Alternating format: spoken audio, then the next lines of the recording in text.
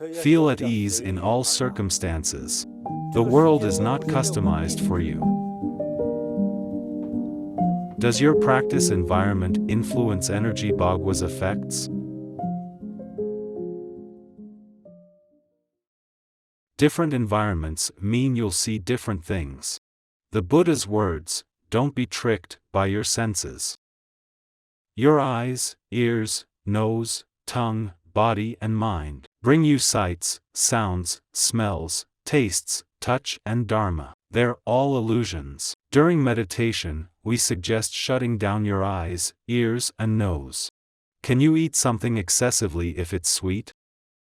Everyone can answer that. No matter how delicious something is, you can't eat too much of it. If the circle around the tree seems out of shape, what do you do?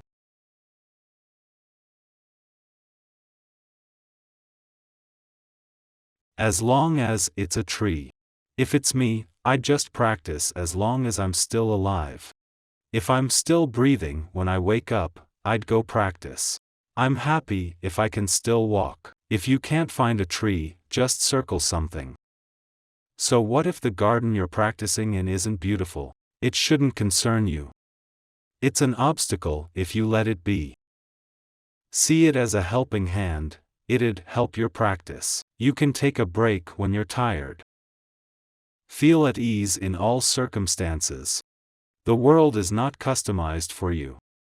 We fit ourselves into it, not the other way round. That's how we live peacefully. People say the wrong things all the time. They blame the ground for not being flat. Or the stones for being misplaced.